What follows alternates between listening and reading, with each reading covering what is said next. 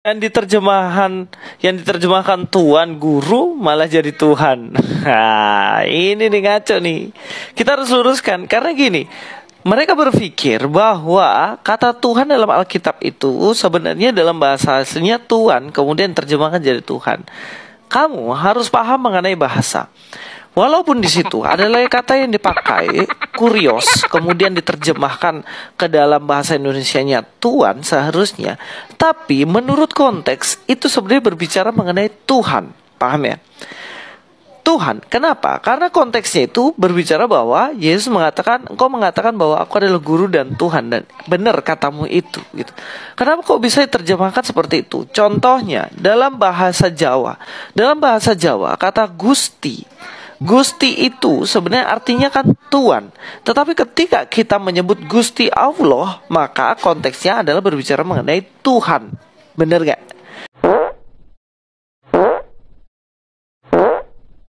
Jadi jangan mudah ngomong tanpa tahu konteks perkataan itu apa. Please deh, cerdas dikit guys. Oke, cerdas dikit guys.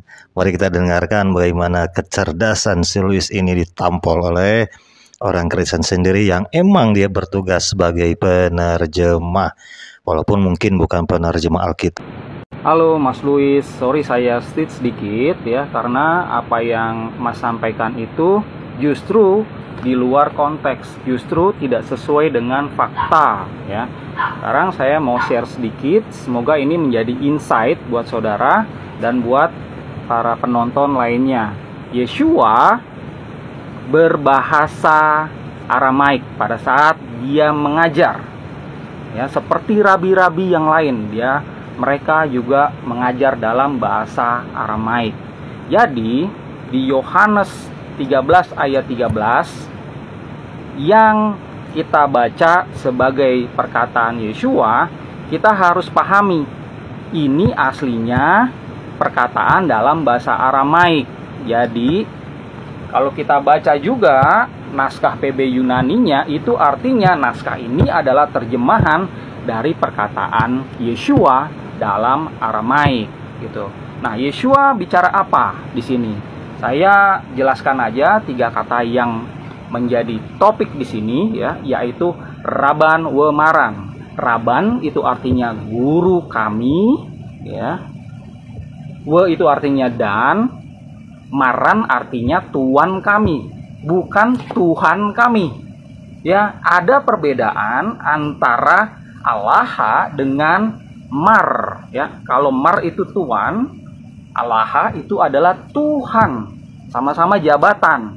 Nah, Rabi ya, termasuk Yeshua tidak disebut Allah oleh orang-orang Yahudi. Kenapa? Karena Allah itu tidak terlihat. Sementara Rabi itu terlihat. Seperti rabi-rabi yang lain, sekali lagi Yeshua disebut Maran, Tuan kami atau Mari, Tuanku, Mar, Tuan. Itu ya. Nah, begitu perkataan Yeshua disalin di dalam PB Yunani ya, menjadi Didaskalos Kaiho Kurios. Artinya di dalam bahasa Indonesia Didaskalos adalah teacher, Kaiho dan Kurios adalah tuan. Kurios tidak pernah bisa menjadi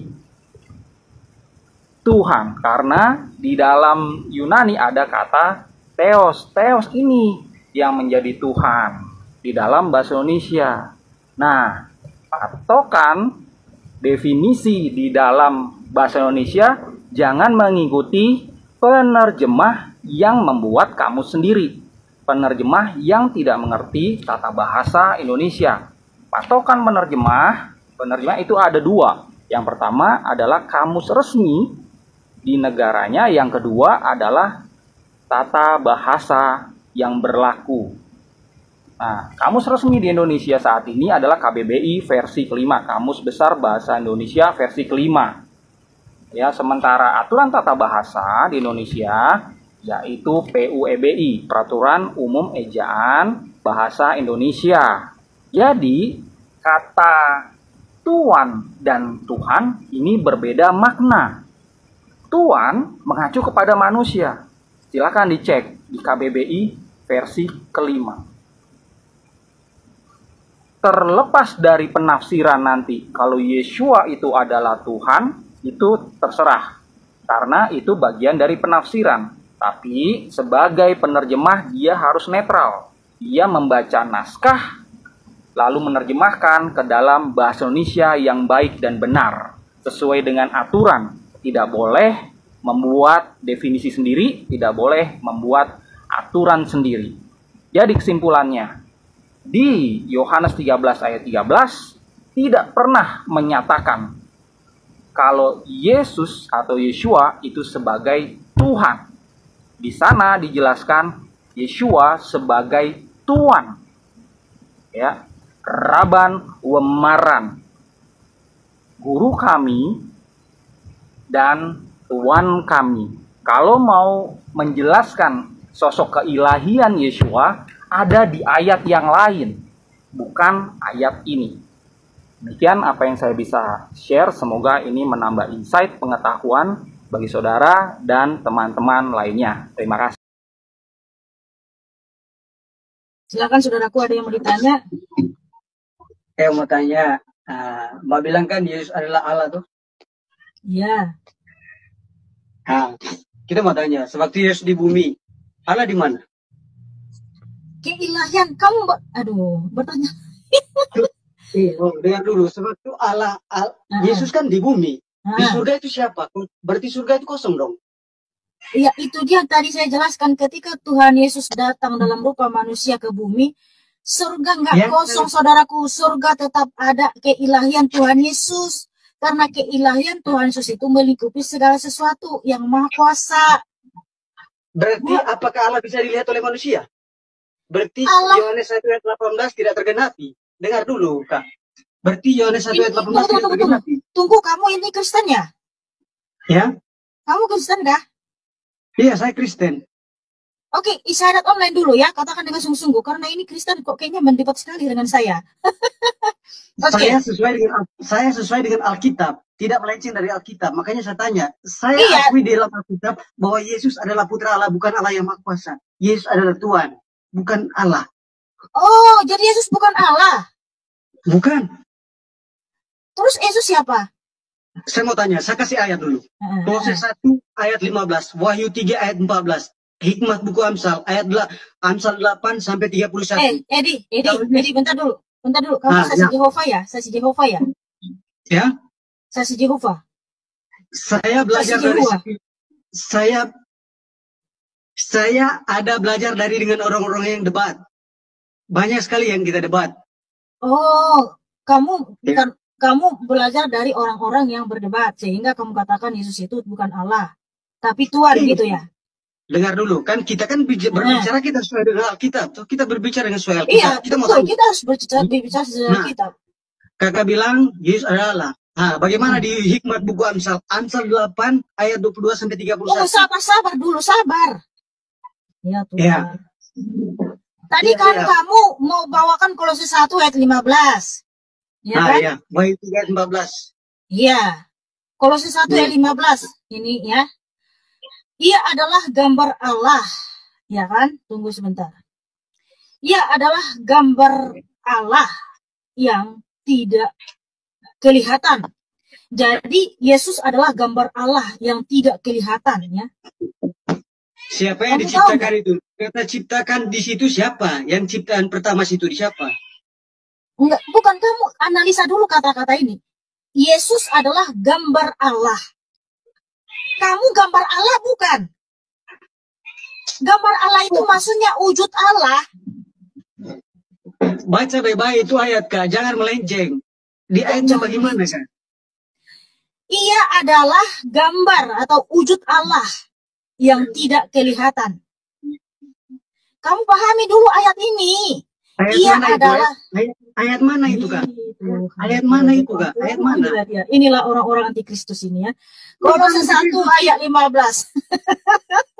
Nah, terus di situ diciptakan siapa? Ciptaan pertama itu siapa? Ciptaan pertama itu siapa? Begini Kak, sabar. Ini orang jika Yesus adalah Allah, siapa yang Yesus ciptakan itu? Edi, dengar dulu. Ya. Ini analisa dulu Kolose 1 ayat 15. Iya. Renungi dulu ayat firman Tuhan di Kolose 1 ayat 15 ya. Dari 4 kata saja ia adalah gambar Allah. Ya kan? Yang tidak kelihatan ya. Berapa kata ini? 1 2 3 4 5 6 7. Dari 7 kata ini sudah terbukti Yesus itu Allah. Dari ini saja ya. Ia adalah gambar atau wujud Allah yang tidak kelihatan. Jadi Yesus ini adalah Allah gitu loh. Kok bisa jadi Allah? Iya. Kan ini dikatakan di sini, ia adalah gambar Allah yang tidak kelihatan. Yesus adalah gambar Allah yang dari yang tidak kelihatan itu. Jadi Yesus inilah Allah itu sendiri. Makanya supaya kita bisa melihat dia datang dalam rupa manusia yang namanya Yesus. Paham nggak kamu? Iya paham, dengar. Ya sudah, berarti Yesus adalah Allah. Dari situ saja sudah terbukti Yesus adalah Allah. Bukan, Kak. Berarti ayat Yohanes 1:18 jangan kemana-mana dulu, jangan kemana-mana. Makanya tadi saya katakan Yohanes 1 ayat berapa itu? Kok iyo lagi kamu ini? Betul kamu. Dengar baik-baik ya. Kamu di sini kalau ngeyel, di sini bukan debat ya. Makanya kita baca Yohanes 1 ayat 18 ya. Tidak seorang pun yang pernah melihat Allah gitu loh. Tetapi anak tunggal Allah yang ada di pangkuan Bapa, dialah yang menyatakannya. Betul, memang Allah itu nggak akan bisa kita lihat. Jangankan ya melihat saja, kamu kan hangus. Kamu tidak akan bisa menandingi atau menghampiri kekudusan keilahian Tuhan Yesus. Tetapi kalau kita baca nih, dengar baik-baik. Kamu yang dengar baik-baik, tunggu dengar nih. Ia adalah gambar Allah yang tidak kelihatan.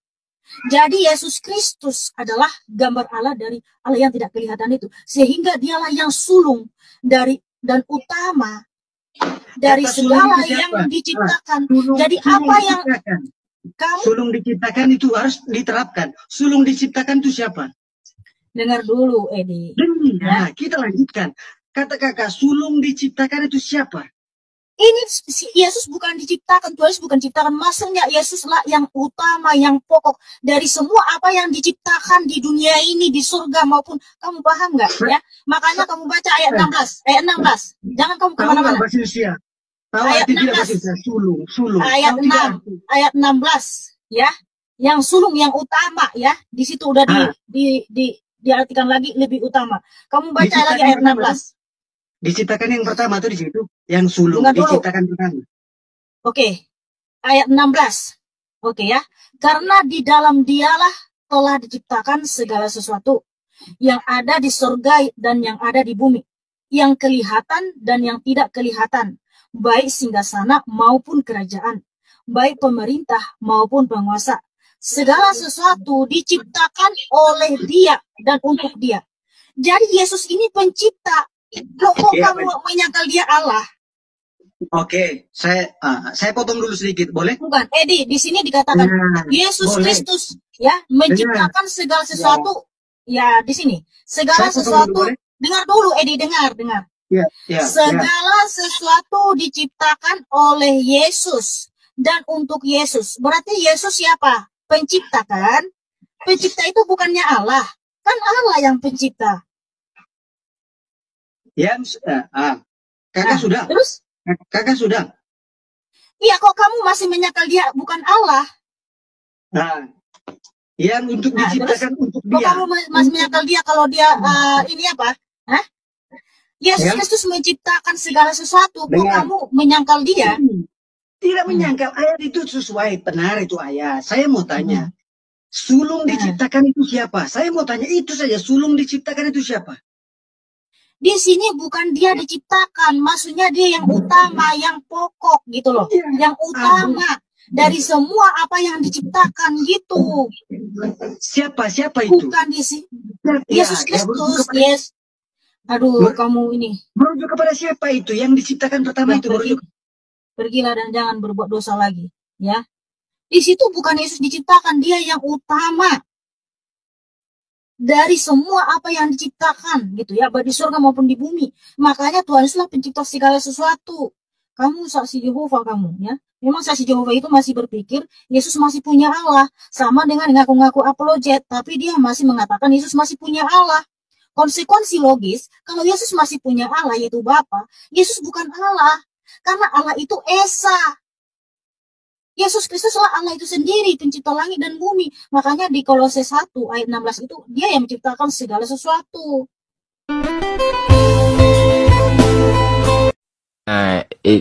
Ini parah nih.